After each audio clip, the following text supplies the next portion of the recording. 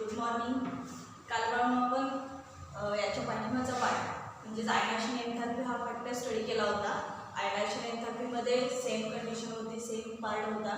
काल मी जाता तुम्हाला म्हटलंही होतं आयनायझेशन एन्थॅल्पी म्हणजेच काय असणार, the energy required to removal of one electron from gaseous atom in its ground state is called as ionization enthalpy. एखादा गॅसियस ॲटम घेतला किंवा ग्राउंड स्टेटचा एलिमेंट घेतला तर त्याच्यामधून एक इलेक्ट्रॉन रिमूव्ह करण्यासाठी लागणारी एनर्जी म्हणजेच आपण त्याला काय बोलतो, आयनायझेशन एन्थॅल्पी. बरोबर. This value is always positive because electron remove of electron by adding some amount of energy.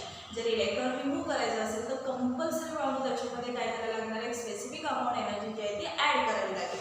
मग आता असं आपण एक जर इलेक्ट्रॉन रिमूव्ह करत असू तर आपल्याला सेकंड, थर्ड म्हणजे त्याच्याकडे जेवढे काय लास्ट सेलमध्ये इलेक्ट्रॉन आहेत तेवढे सगळे रिमूव्ह करता येतात. मग एकट्यासाठी जी काय एनर्जी लागणार ती दुसऱ्यासाठी पुन्हा त्याच्यापेक्षा थोडीशी हायर लागेल. का हायर लागेल तर काल मी त्याचं रिझन तुम्हाला सांगितलं होतं.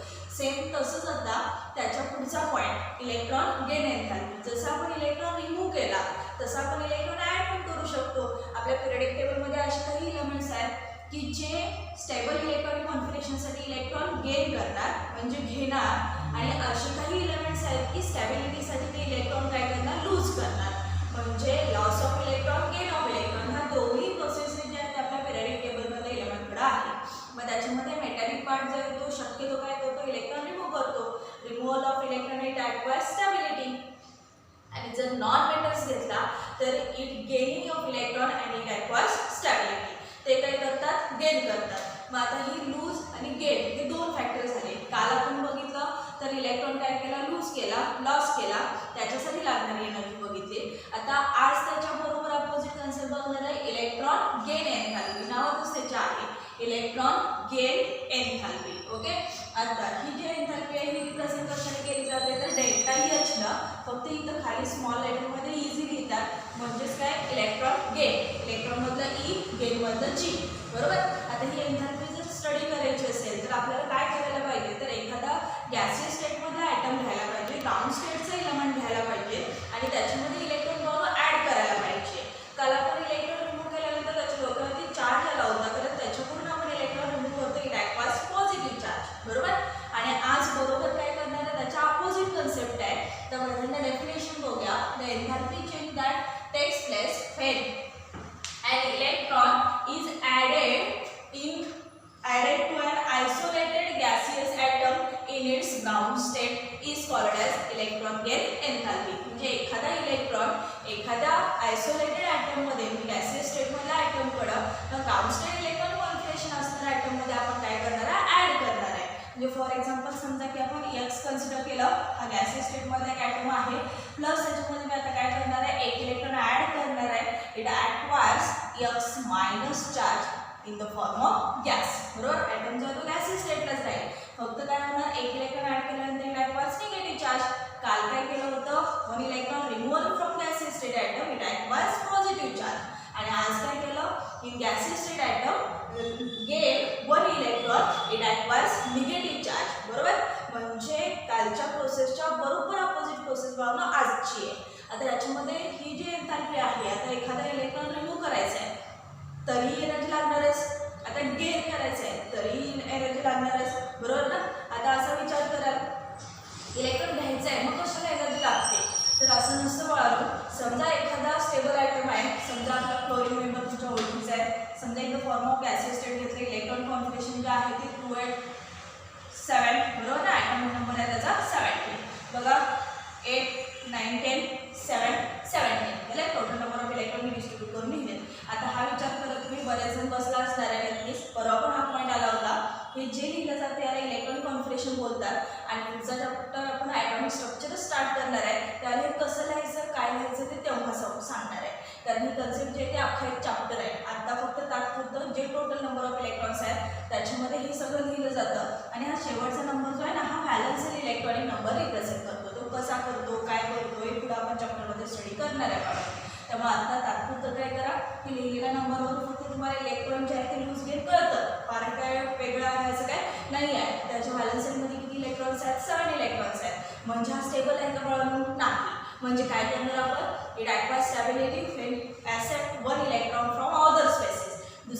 स्पेसिस कडून जर तो एक इलेक्ट्रॉन ऍक्सेप्ट करत असेल तर तो काय करणार, स्टॅबिलिटी ॲक्वायर करणार. कारण 7 आणि ऑक्टेट कंप्लिशनसाठी काय लागणार, 8 इलेक्ट्रॉन्स लागणार. म्हणजे एखाद्या आयटमचं ड्युप्लेट या ऑक्टेट कंप्लीट असेल तर तो इलेमेंट स्टेबल असतो. म्हणजे आता याच्याकडे 7 इलेक्ट्रॉन आहे, it accept 1 electron from other species and acquire stability. Okay, plus 1 electron काय करणार, त्याच्यामध्ये ऍड करणार, means it gives Cl minus ion in the form of gas. म्हणजे आता इलेक्ट्रॉन कॉन्फिगरेशन हे चेंज होईल वानो आणि 288 होईल. म्हणजे आता स्टॅबिलिटी मिळाली.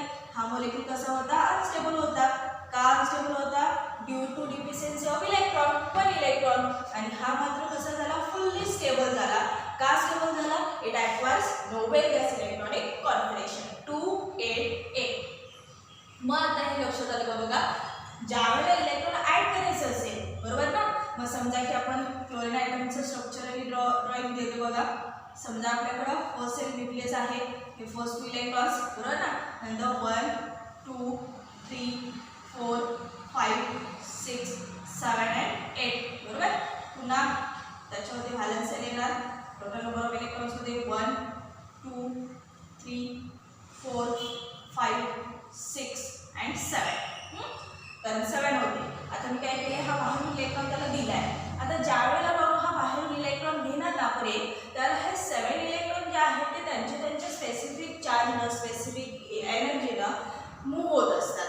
कारण कसं आहे, जर स्टॅबिलिटी नसेल तर माहितीच आहे तुम्हाला, around the nucleus electron revolve in specialised path, बरोबर ना. म्हणजे न्यूक्लियसच्या सभोवताली इलेक्ट्रॉनचं क्लाउडिंग असेल आणि जोपर्यंत स्टॅबिलिटी मिळत नाही ना तोपर्यंत हे इलेक्ट्रॉन काय होतात, त्यांच्या पाथमध्ये मूव्ह होतात. म्हणजे यांचे रिव्होल्युशन स्टार्ट असतात. म्हणजे ज्यावेळेला हा स्टेबल होईल त्यावेळेला हा काय करणार, जे इलेक्ट्रॉन मूव्ह होतात ते टोटली काय होईल, स्टॉप होईल. म्हणजे आता मी हा एक इलेक्ट्रॉन ब्लॅक कलरने रिप्रेझेंट केलाय. बाहेरून मी एक ऍक्सेप्ट केला म्हणजे इट ॲक्वायर्स निगेटिव्ह चार्ज. म्हणजे समजा की फॉर एक्झाम्पल जे डिफिशियन्सी असेल, समजा की असं म्हणतात बघा, म्हणजे समजा फॉर एक्झाम्पल म्हणून घेऊ शकताय. समजा काहीतरी काम करायचं आहे आणि बँकेतून मला कर्ज पाहिजे, बरोबर ना. मग आता बँक मला कर्ज देणार, म्हणजे बँक आपल्या खात्यातून काय करणार, माझ्या खात्यावरती पैसे ट्रान्सफर करणार, बरोबर. मी त्या ॲक्सेप्ट केले, मी ते गेन केले. म्हणजे माझ्या डोक्यावरती चार्ज काय राहणार मिळालो, निगेटिव्ह चार्ज राहणार. आणि बँकेच्या डोक्यावरती चार्ज काय राहणार, पॉझिटिव्ह चार्ज राहणार. कारण ती पॉझिटिव्ह आहे, मला नाही आहे किंवा माझ्याकडे ती नाही आहे म्हणून मी ॲक्सेप्ट केले. म्हणजे माझ्या डोक्यावरती काय झालं, निगेटिव्ह चार्ज. तसं त्याला स्टॅबिलिटीसाठी एक इलेक्ट्रॉन हवा आहे पण तो आहे का त्याच्याकडे नाही आहे, म्हणजे तो अदर स्पेसिस कडून काय करणार, गेन करणार. म्हणजे इट ॲक्वायर्स निगेटिव्ह चार्ज. आणि हा इलेक्ट्रॉन घेताना कसं असते, हे 7 इलेक्ट्रॉन ऑलरेडी आहेत व्हॅलेन्स सेलमध्ये आपले, बरोबर. आता हे 7 इलेक्ट्रॉन कसे असतात, निवांत त्यांचे हे जे स्पेस आहे, इंटर इलेक्ट्रॉनिक स्पेस किंवा हा स्पेस जो आहे किंवा एनर्जी जी आहे ती स्पेसिफिक एनर्जी अप्लाय करून न्यूक्लियसने त्यांना काय केलेलं असतं, बाइंड केलेलं असतं. आता मी ॲडिशनल त्याच्यामध्ये इलेक्ट्रॉन ॲड करायला लागले, बरोबर ना. मग त्यावेळेला हा आयटम सहजासहजी ते ॲक्सेप्ट करणार नाही. म्हणजे आपल्याला काय करायला पाहिजे बघा, एक स्पेसिफिक अमाऊंट ऑफ एनर्जी त्या आयटमवरती रिप्रेझेंट करायला पाहिजे. मग आपण तो इलेक्ट्रॉन त्या शेलमध्ये काय करू शकतो, ट्रान्सफर करू शकतो. म्हणजे जर या एखाद्या शेलमधून इलेक्ट्रॉन रिमूव्ह जरी करायचं असेल तरी एनर्जी लागणार, म्हणजे ती कालची आयनेशन एनर्जी झाली. आणि गेन जरी करायचं असेल तरी एनर्जी लागणार. ती एनर्जी कसली झाली, electron gain enthalpy. Electron gain enthalpy, gain म्हणजे गेन आहे, बरोबर ना. आता हे झालं समजा एखादं जस्ट एक्झाम्पल म्हणून बघितलं. सगळ्यात महत्त्वाचं म्हणजे ही जी इलेक्ट्रॉन गेन एन्थाल्पी जी आहे, काल कसं आयनायझेशन एन्थाल्पी, आता दोन्ही कन्सेप्ट देते बघा. आयनायझेशन एन्थाल्पी जी आहे ती काय सांगितलं होतं काल आपण, ऑलवेज पॉझिटिव्ह, बरोबर ना. But electron gain enthalpy means electron gain enthalpy value depends on reaction type. म्हणजे तुमची रिएक्शन कुठल्या टाईपची आहे ना त्याच्यावरती डिपेंड. म्हणजे एक म्हणजे रिएक्शन आपल्या काय असू शकतात, एंडोथर्मिक रिएक्शन असू शकतात या एक्झोथर्मिक रिएक्शन्स असू शकतात. म्हणजेच ज्याला एंडोथर्मिक रिएक्शन असेल इट शोज पॉझिटिव्ह व्हॅल्यू आणि एक्झोथर्मिक रिएक्शन असेल it shows negative value. Means electron gain enthalpy shows positive as well as negative value. But ionisation enthalpy always positive. आणि इलेक्ट्रॉन गेन एन्थॅल्पी मात्र काय असणार आहे, positive या negative. काही वेळेला ते पॉझिटिव्ह असेल, काही वेळेला ते निगेटिव्ह असेल, तेही माहीत असणं गरजेचं आहे. बाकीच्या जेई नीटसाठी वगैरे या पॉईंटवरती क्वेश्चन जास्त असतात. आयनायझेशन एन्थॅल्पी ऑलवेज पॉझिटिव्ह, कारण इलेक्ट्रॉन रिमूव्ह करायचं आहे. काही जरी केलं तरी आपल्याला त्याला फोडल्याशिवाय पर्याय नाही बाळगून, म्हणजे त्याच्यावरती एनर्जी सप्लाय करावी लागतात. आणि ज्या वेळेला आपण इलेक्ट्रॉन गेन करतो, आतमध्ये घ्यायचा प्रयत्न करतो, तेव्हा तुमचा पॉझिटिव्ह चार्ज पण म्हणजे मेटल ॲटम पण इलेक्ट्रॉन घेऊ शकतो, नॉन मेटल पण घेऊ शकतो. म्हणजे तिथे एनर्जी जी मिळणार ती काय असणार आहे, दोन टाईपची. ती पॉझिटिव्ह असू शकते ॲज वेल ॲज निगेटिव्ह पण असू शकते. Means depends on types of reaction, that is endothermic reaction as well as exothermic reaction. आता endothermic reaction means removal of heat from this reaction. Endothermic reaction means gaining of heat energy from this reaction, and exothermic reaction means removal of energy from this reaction. एखादी reaction असेल जर ती heat absorb करत असेल तर त्याला काय बोलायचं, एंडोथर्मिक. एखादी रिॲक्शन अशी असेल की हीट बाहेर ट्रान्सफर करत असेल तर त्याला काय बोलायचं, एक्झोथर्मिक. आणि त्या टाईपवरती तुमची इलेक्ट्रॉन गेन एन्थॅल्पी पॉवर डिपेंड असेल. समजलं. आता पुढचा एक छोटासा पॉईंट जो आपण नेहमी सांगत आलोय, बरोबर ना, इन पिरियड आणि इन ग्रुप्स. बरोबर.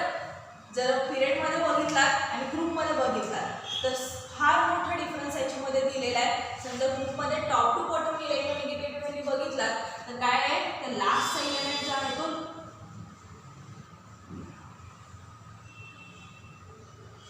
लेस electronegative. Means in group top to bottom electronegativity value electron gain enthalpy decreases. म्हणजे फर्स्ट इलेमेंटची इलेक्ट्रॉन गेन एन्थॅल्पी हायर असेल because of smaller size, smaller atomic number. बरोबर. त्याच्यानंतर स्मॉलर इलेक्ट्रोनिगेटिव्हिटी व्हॅल्यू आणि smaller higher ionization एन्थॅल्पी.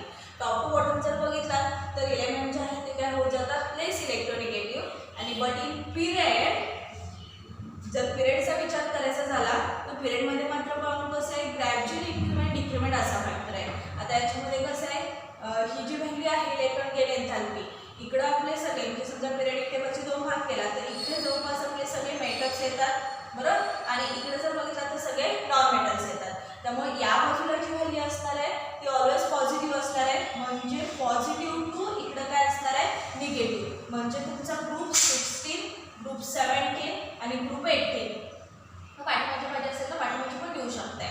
म्हणजे 30, 40, 50, 60, 70, 80 हा जो group आहे ना, हा काय, मोर इलेक्ट्रोनिगेटिव्ह. आणि हा फर्स्ट ग्रुप जो आहे तो काय असणार, more electropositive. Means electron gain enthalpy left hand side to right hand side goes on increasing. म्हणजे 17 ग्रुप म्हणजे हायड्रोजन फॅमिली जी आहे ना ती मोर इलेक्ट्रोनिगेटिव्ह आहे. पुन्हा त्याच्याशी पाठीमागायला थोडीशी लेस होईल असं करत फर्स्ट ग्रुप जो आहे तो काय असणार आहे, मोर इलेक्ट्रोनिगेटिव्ह. लेस इलेक्ट्रोनिगेटिव्ह. म्हणजेच तुम्ही इथं काय म्हणू शकता, म्हणून त्याला पॉझिटिव्ह म्हणू शकताय. म्हणजे फर्स्ट ग्रुप मोर इलेक्ट्रोपॉझिटिव्ह. बरोबर. आणि ग्रुप 17 मोर इलेक्ट्रोनिगेटिव्ह. म्हणजे इलेक्ट्रोनिगेटिव्हिटी व्हॅल्यू इन पिरियड जर विचार केला, स्टडी करायचा असेल परफेक्टली तर left hand side to right hand side goes on increasing. But first group more electropositive, last group more electronegative. मग त्याच्यामध्ये 17 ग्रुपची सगळ्यात हायर, त्याच्यापेक्षा हायर कोणाची असणार आहे, 18 ची.